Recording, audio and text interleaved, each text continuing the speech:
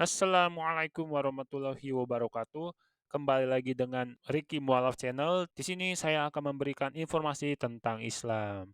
Dalam video kali ini saya akan membahas tentang banyak sekali framing-framing yang tidak baik tentang Nabi Muhammad, pernikahannya dengan Aisyah. Ya, di mana kita tahu di dalam hadis HR Bukhari dikatakan bahwa Nabi Muhammad menikah dengan Aisyah pada umur 6 tahun dan menjalani rumah tangga atau satu rumah saat Aisyah sudah balik di umur 9 tahun.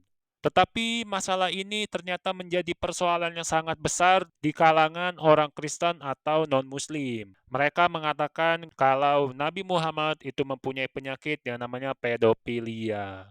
Sebelum kita membahas kisah Nabi Muhammad tersebut, saya akan memberitahu tentang apa sih pedofilia itu dan kapan pedofilia itu ditemukan di dunia ini, atau kapan julukan pedofilia itu ada di dalam dunia ini. Pedofilia itu adalah ketika orang dewasa di atas umur 21 tahun mempunyai hasrat seksual terhadap anak di bawah umur. Dan biasanya korban itu mengalami gangguan mental seperti tidak percaya diri, trauma terhadap laki-laki, dan tidak jarang korban merasa dirinya sudah tidak berharga lagi. Lalu apakah tanda-tanda tersebut bisa dilihat di dalam diri Aisyah? Ternyata tidak, karena bila kita lihat di dalam cerita Aisyah, di dalam hadis, Aisyah justru sangat senang dan bahagia menjadi istri Nabi Muhammad. Serta Aisyah sangat patuh terhadap Nabi Muhammad ketika Aisyah diperintahkan Nabi Muhammad untuk melakukan dakwah. Dan pedofilia itu ditemukan penyakitnya pada tahun 1908. Ditemukan oleh psikiater asal Swiss yang bernama Auguste Forel yang menulis tentang fenomena tersebut, mengusulkan bahwa hal itu disebut dengan pedorosis atau nafsu seksual pada anak-anak. Jadi pedofilia itu ditemukan pada tahun 1908. Jadi apakah Nabi Muhammad termasuk pedofilia? Mari kita ulik satu-satu faktanya. Saya akan membawakan data di kerajaan Inggris yang dimana tahun 1755 kerajaan Inggris pertama membuat peraturan Inggris pertama yang bernama The Law of England 1. Dan di dalamnya bisa kita lihat bahwa kerajaan Inggris melegalkan wanita dinikahi dan dibuahi pada umur 7 tahun. Dan pada saat itu mayoritas di negara Inggris adalah Kristen. Raja Inggris pun beragama Kristen. Jadi apakah orang Kristen pedofil? Saya rasa tidak begitu ya.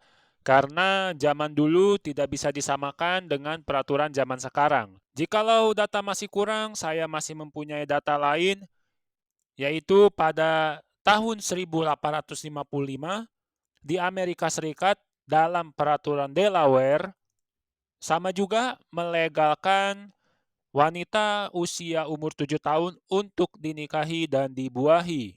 Jadi apakah Amerika Serikat itu pedofil? Amerika Serikat pada tahun 1855 mayoritas agama Kristen. Jadi saya sudah mempunyai dua data di mana agama Kristen melegalkan wanita umur 7 tahun untuk dinikahi. Apakah mereka semua pedofil?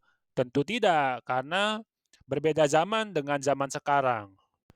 Jikalau rasanya data yang saya berikan itu kurang puas, saya akan membawakan data dari Yahudi. Bisa dilihat datanya di mana orang Yahudi melegalkan wanita dinikahi pada umur 3 tahun. Dan ini berbeda dengan kasusnya Ribka ya. Ini adalah tafsir yang dinamakan Talmud.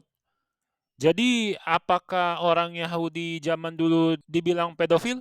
Tentu tidak, karena berbeda zamannya pada zaman sekarang ya. Namun disayangkan orang-orang non-muslim masih banyak yang menggunakan framing ini untuk menghina Nabi Muhammad. Seperti yang sudah saya bawakan datanya, Mengapa orang-orang di Inggris dan di Amerika masih melegalkan wanita dinikahi pada umur 7 tahun? Apakah di dalam Bible tidak ada peraturannya? Sehingga orang-orang Kristen pada zaman dulu sama juga melegalkan wanita dinikahi pada umur 7 tahun. Pada faktanya, tidak ada sama sekali larangan di dalam Bible umur legal wanita untuk dinikahi. Jikalau ada, saya yakin tidak mungkin orang-orang Kristen di negara Inggris dan negara Amerika melegalkan hal tersebut. Bahkan di dalam Tanakh pun tidak ada ditemukan larangan untuk menikahi wanita umur 3 tahun. Dari sekian banyak data yang saya berikan, apakah Anda masih mau menghina Nabi Muhammad pedofil? Jikalau kalian tetap menghina Nabi Muhammad adalah pedofil, berarti orang Kristen pada zaman dulu juga pedofil. Orang Yahudi berarti juga pedofil. Berarti satu dunia ini pedofil. Loh, kok jadi satu dunia? Di sini saya akan membawakan satu data lagi yang dimana berasal dari negara China. Pada abad 4 Masehi, di China terdapat dinasti Jin. Dan dinasti Jin tersebut sudah melegalkan wanita umur 7 tahun untuk dinikahi.